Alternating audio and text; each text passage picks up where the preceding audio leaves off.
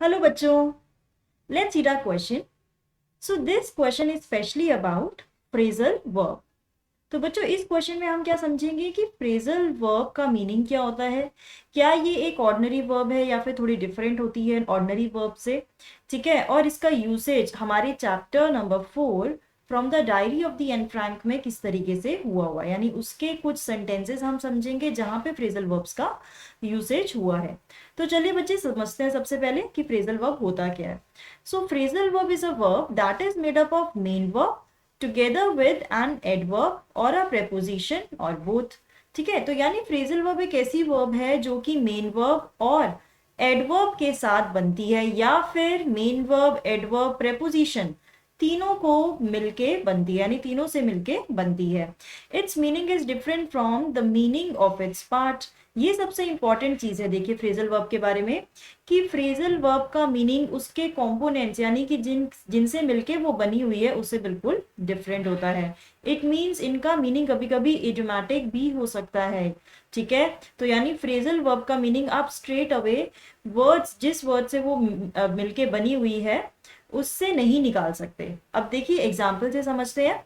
For example drop out of. अब देखिए drop out of एक फ्रेजल वर्ब है, यहाँ पर ये तीन कंपोनेंट यानी तीन पार्ट से बनी हुई है। ड्रॉप का मतलब देखिए गिरना होता है, ठीक है, जिसका जो कि एक वर्ब है। आउट एडवर्ब होती है, adverb of place, end of एक प्रेपोजिशन है। लेकिन आउट ऑफ ड्रॉप तीनों का मीनिंग इंडिविजुअली अलग है, लेकिन ड्रॉप आउट ऑफ का मतलब क्या होता है, लीव स्कूल, है ना। ये फ्रेजल वर्ब का मीनिंग डिफरेंट है बिल्कुल, जिसका मतलब है कि आप स्कूल छोड़ रहे हैं। तो इसका सेंटेंस क्या हो सकता है, my brother dropped out of the school last year, कि मेरे ब्रदर ने जो स्कूल था वो छोड़ दिया था last year, dropped out of. तो यानी फ्रेजल वर्ब बच्चे बिल्कुल ही डिफरेंट होती है ऑर्डिनरी वर्ब से। ये कहाँ से कैसे बनती है, ये एक मेन वर्ब होती है इसमें, और प्रेपोजिशन और एडवर्ब भी हो सकती है, यानी इसके 3 कंपोनेंट्स भी हो सकते हैं, 2 कंपोनेंट्स भी हो सकते हैं। और फ्रेजल वर्ब का मीनिंग उसके कंपोनेंट से बिल्कुल डिफरेंट होता है, ठीक है। चलिए अब समझते हैं अपनी एक्सरसाइज में हमें क्या करने के लिए बोल रहे हैं। देखिए phrasal verb is a verb followed by a preposition और एन एडवर्ब। ये हमने समझा कि फ्रेजल वर्ब में जो वर्ब है उसके बाद प्रेपोजिशन या फिर एक एडवर्ब आती है। It's meaning is often different from its meaning of its parts. Now compare the meaning of the verbs get on and run away in sentences A and be below. अब देखिए यहाँ पर आपको 2 पेयर दिए हुए हैं, है ना, पेयर्स दिए हुए हैं सेंटेंसेस के, ठीक है। अब यहाँ पर देखिए ए सेंटेंस में ये कह रहे हैं कि आपको क्या, हमें मीनिंग किसका देखना है, गेट ऑन का, ठीक है। Compare the meaning of the verbs get on and run away in A and be below, ठीक है। तो चलिए समझते हैं कि ए पार्ट में कौन से सेंटेंसेस दिए गए। She got on at Agra when the bus stopped for breakfast, ठीक है। ब्रेकफास्ट तो यानी कि यहाँ पर देखिए क्या यूज किया हुआ है, यहाँ पर यूज किया हुआ है हमारा गॉट ऑन, ठीक है। She got on at Agra when the bus stopped at breakfast, की जब बस ब्रेकफास्ट के लिए रुकी तो वो बस में चढ़ गई। गॉट ऑन का यहाँ पर है कि आप यहाँ पर ये वर्ब की तरह यूज है, ठीक है, कि वो बस में चढ़ गई। Devanand ran away from the house where he was when he was a teenager, यानी कि जब वो एक टीनेजर था तो वो घर से भाग गया था, यानी ran away भी यहाँ पर क्या है, वर्ब है। अब देखिए दूसरे पैर, एक अपने सेकंड पैर पे आते हैं। She is eager to get on in life. अब देखिए यहाँ पर भी गेट ऑन था और यहाँ पर भी गेट ऑन था, राइट। आपका जो ए पार्ट था उसमें भी गॉट ऑन का यूज हुआ। यहाँ पर इस गॉट ऑन का मीनिंग है बस में चढ़ना, लेकिन उसी वर्ब को हमने फ्रेजल वर्ब की तरह यूज कर लिया है और उसका मतलब क्या है, सक्सीड, यानी कि वो लाइफ में सक्सीड होना चाहती है। तो यहाँ पर गेट ऑन का मीनिंग बिल्कुल ही डिफरेंट है, तो यहाँ पर ये फ्रेजल वर्ब है। The visitors ran away with the match. Ran away with the match means won easily. तो यहाँ पे भी ran away का मतलब भागना नहीं है बल्कि क्या है, जीतना, ठीक है। तो यहाँ पर फ्रेजल वर्ब है। तो यानी ये इन्हीं एग्जाम्पल से हमें पता लगता है कि जो फ्रेजल वर्ब है ऑर्डिनरी वर्ब से बहुत डिफरेंट होती है। नाउ दे आर सेइंग कि आपके जो फ्रेजल वर्ब है उसके 3 पार्ट भी हो सकते हैं, a verb, an adverb and a preposition, जैसे कि हमने यहाँ पे डिस्कस किया। Okay, for example our car ran out of petrol just outside the city limits, कि हमारी जो कार है वो तो पेट्रोल, यहाँ पे रैन ऑफ की पेट्रोल तो भागता नहीं है ना, तो रैन आउट ऑफ का मतलब क्या हो गया कि पेट्रोल खत्म हो गया। ठीक है, तो यहाँ पर भी फ्रेजल वर्ब है। The government wants to reach out the people with this new campaign, तो यानी कि reach out to the people, यानी कि वो लोगों को सपोर्ट करना चाहती है। यहाँ पे reach out to the people लिखा हुआ है, तो यहाँ पर भी ये फ्रेजल वर्ब है। ठीक है, तो बच्चों ये तो डिस्कशन हुआ कुछ एग्जाम्पल्स के थ्रू फ्रेजल वर्ब का। अब हमें बात करनी है अपने chapter from the diary of Anne Frank से। ठीक है, the text you have just red has a number of phrasal verbs commonly used in English. Look up the following in a dictionary for their meanings under the entry for italicized word. ठीक है, देखिए आपको यहाँ पे जो adverbs, यहाँ पर जो आपको फ्रेजल वर्ब्स दिए हुए हैं वो कौन से हैं? plunge in, kept back, ramble on, get along with, इन सब के मीनिंग हमें बुक में, यानी इसका यूज भी हमारे चैप्टर में हुआ है।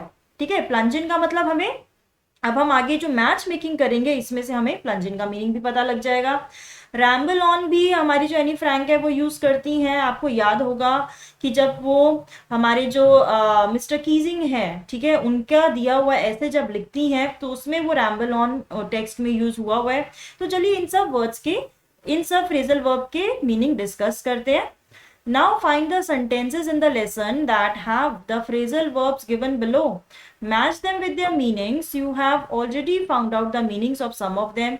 Are their meaning are same as their parts? No. ये तो हमें पता ही है already कि उनका जो meaning है उनके parts के equivalent नहीं होता।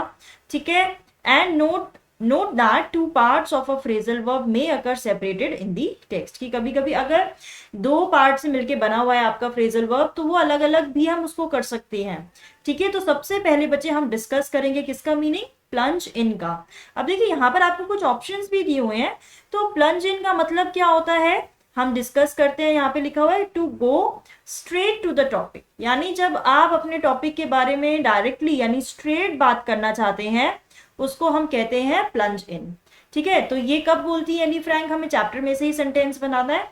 Since no one would understand a word of my stories to Kitty if I were to plunge right in, अगर मैं डायरेक्टली ही लिखना शुरू कर दूंगी तो शायद मेरी स्टोरीज किटी में जो मैंने लिखी है अपनी डायरी में वो कोई नहीं समझेगा।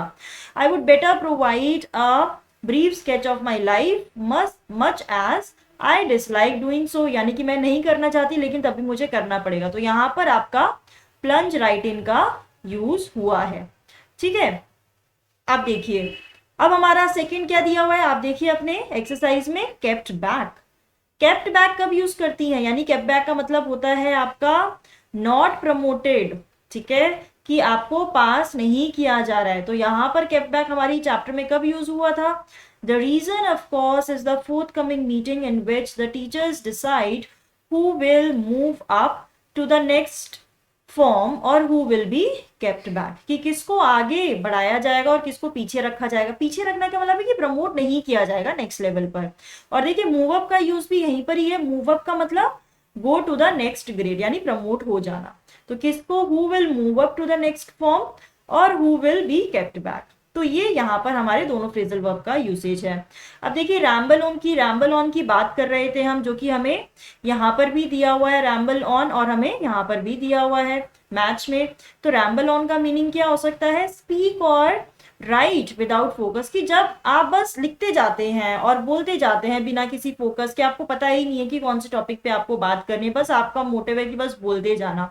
ठीक है, सो यहाँ पर एनी क्या बोलती है? Any one could ramble on and leave big spaces between the words, but the trick was to come up with convincing arguments. So यानी वो यहाँ पर वही बात कर रही है, मिस्टर कीजिंग ने जो उन्हें होमवर्क दिया था, ठीक है, एज अ पनिशमेंट, तो उसमें वो कह रही है कि मैं रैम्बल ऑन नहीं करना चाहती थी, विदाउट फोकस में बात नहीं करना चाहती थी, बल्कि मेरी ट्रिक क्या थी कि मैं कन्विंसिंग आर्ग्यूमेंट्स के साथ सर को ये ऐसे लिख कर दूंगी। ठीक है, और एक लॉजिकल एक्सप्लेनेशन मुझे देनी है। अब देखिए हमारा फिफ्थ क्या है? Get along with. Get along with बच्चे आपने कई बार सुना होगा, हम लोग बातों में भी बोलते हैं। गेट अलोंग विथ होता है have a good relationship with, कि किसी के साथ आपकी अच्छी रिलेशनशिप चलना। I get along pretty well with all my teachers. ठीक है, कि यानी मैं अपने टीचर्स के साथ बहुत अच्छे से बहुत अच्छे से क्या करती हूँ, गेट अलॉन्ग, यानी कि मेरा रिलेशनशिप उनके साथ काफी अच्छा है, ठीक है, मेरी टीचर्स के साथ। अब देखिए काम डाउन, काम डाउन का मतलब होता है मेक रिमेन क्वाइट, यानी कि वही मेक देम रिमेन क्वाइट, यानी कि किसी को चुप रखना। Even these bleeding glances and my angry outburst can't calm them down. तो यहाँ पर जो आपकी एनी फ्रैंक है वो क्या बात कर रही है कि जो जीज, चाहे मैं क्या कहते हैं, जो मेरी फ्रेंड है जीज प्लीडिंग ग्लांसेस, यानी कि चाहे वो उनको प्लीड कर ले, ठीक है, इस तरीके से देख लेगी जैसे उन्हें रिक्वेस्ट कर रही है कि चुप हो जाओ, या फिर मैं कुछ गुस्सा होकर उनके ऊपर चिल्ला दूं, उससे भी वो काम डाउन नहीं हो सकते हैं, ठीक है। सेवेंथ हमारा फ्रेजल वर्ब कौन सा है, देखिए यहाँ पर स्टे इन। स्टे इन का मतलब है यहाँ पर स्टे इंडोर्स, ठीक है, घर में ही रहना।